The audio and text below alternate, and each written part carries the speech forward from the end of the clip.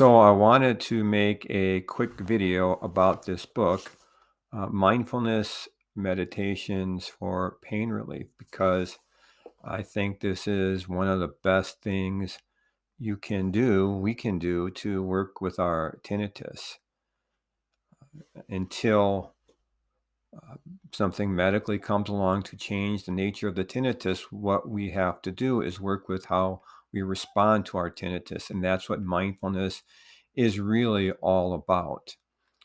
Now, this book is concerned with chronic pain, and there's actually a lot of research demonstrating similarities in the brains and how the brain responds to both chronic pain and tinnitus. But you really don't need to look into that research just to conceptually think about how both pain and tinnitus are these presents in the moment that are we wish weren't there, and we really, when the pain gets to a certain degree or can't be assuaged by medication, these are two things we can't do anything about from a medical point of view. So what we're left with is responding to them in our own from our own perspective. We can't change the situation, we have to change how we respond. Fortunately, that changes a lot. Now, mindfulness it has a lot of history with chronic pain. Actually, the modern mindfulness movement, started by John Kabat-Zinn, who wrote this book, he began working with chronic pain patients more than 40 years ago, developed the MBS program, the mindfulness-based stress reduction program, working with chronic pain patients. Patients who the pain clinic at University of Massachusetts had given up on. He developed this program and got some amazing results working with them, reduced reported pain, increased quality of life. That program blossomed into the modern mindfulness movement and mindfulness continues to be recommended as a first line treatment for a chronic pain. Now, mindfulness, as you probably know from watching these videos or from looking at the research on your own, also has been shown to be very beneficial in working with tinnitus distress. So that's no surprise that a book about mindfulness and pain would also have some relevance to working with our tinnitus, and indeed it does. The book is about three-quarters of it is advice and information, knowledge you can use to understand how to work with your chronic pain or your tinnitus. You can actually substitute tinnitus for every mention you find of pain in this book, and the book wouldn't miss a beat.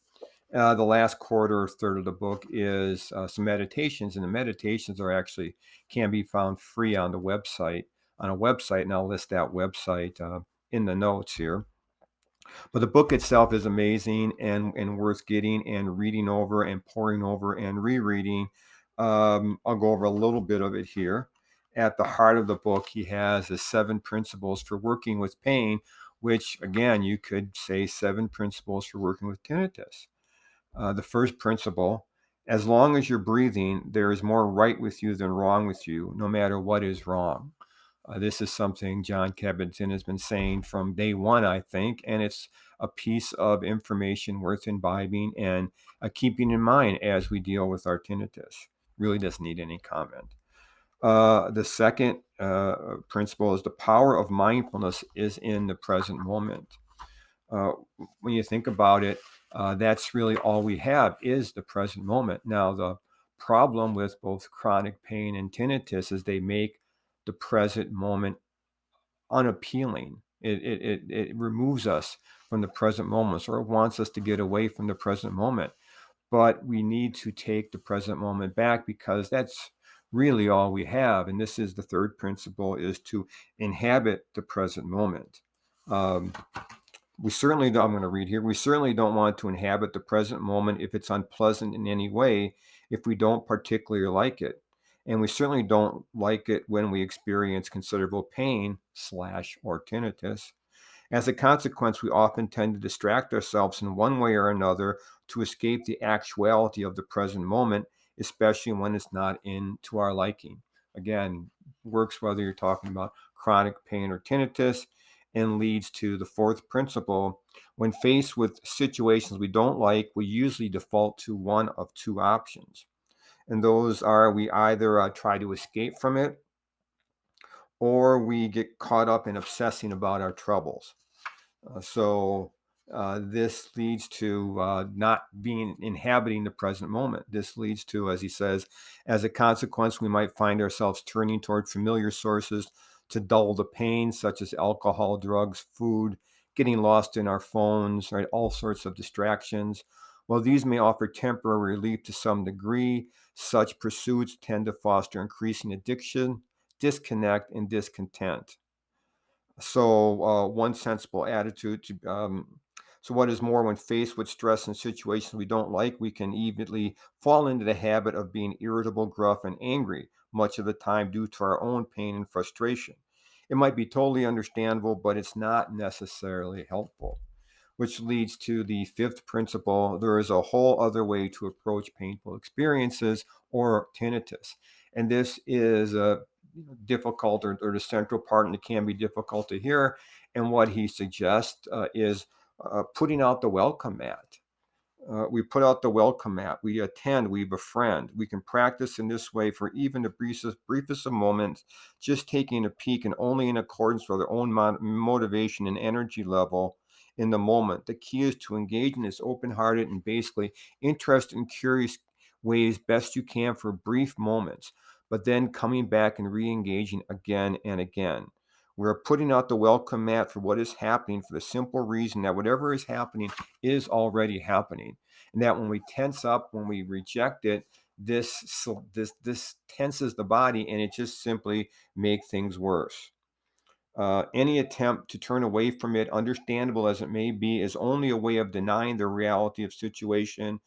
That approach, while totally understandable, doesn't help much with the process of coming to terms with things as they are. If we turn away, we might not discover that we can actually become stronger and more flexible no matter what we are facing, precisely by working with our situation and embracing it. This gesture of turning towards and befriending experience, even difficult and unwanted ones, out of interest and curiosity, builds resilience and inner strength. And that's true whether it's with chronic pain and tinnitus, to open up to it, because, as I said, to resist, to tense up simply makes it worse. It's there.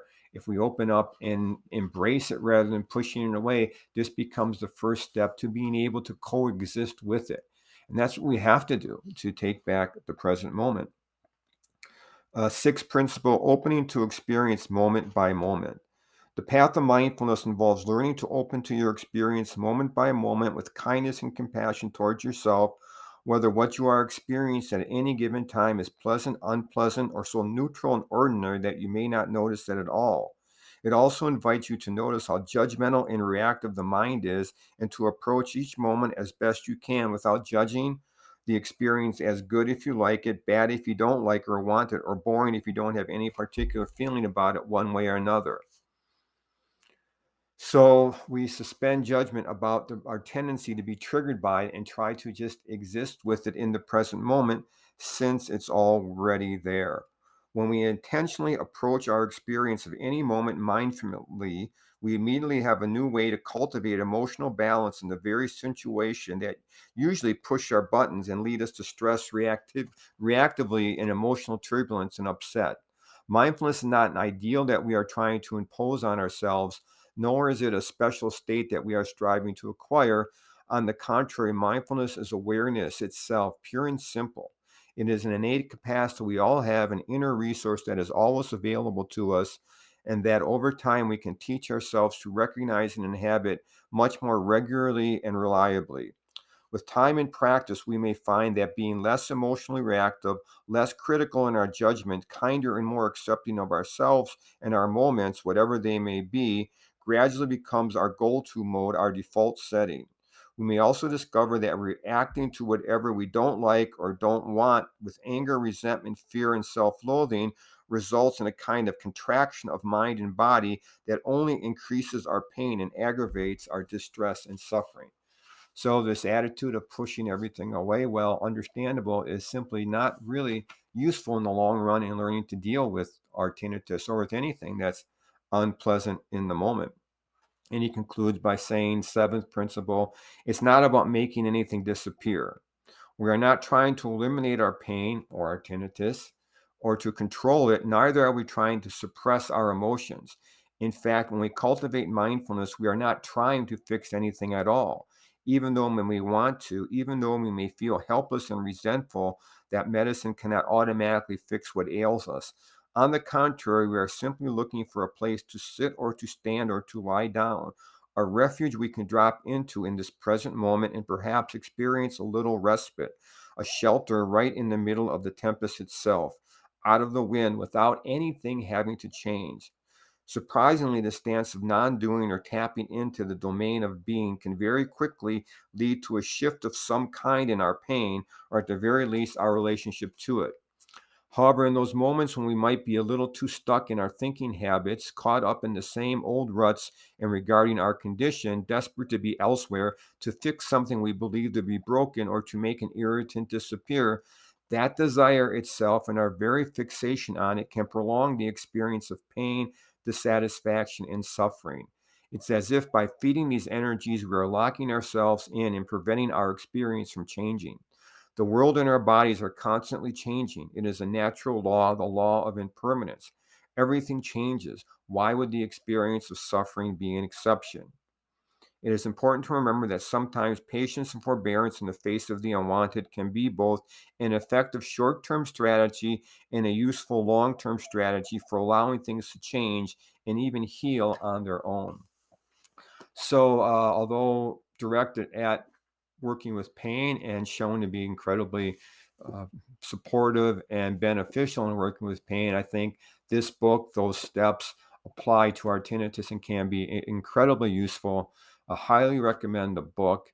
The meditations, as I say, are an excellent adjunct to the book, and you can use those on your own. As I said, I'll put a link to them. But I think everyone with tinnitus, especially everyone with bothersome tinnitus, would greatly benefit by going and picking out this book, which is why I made this video.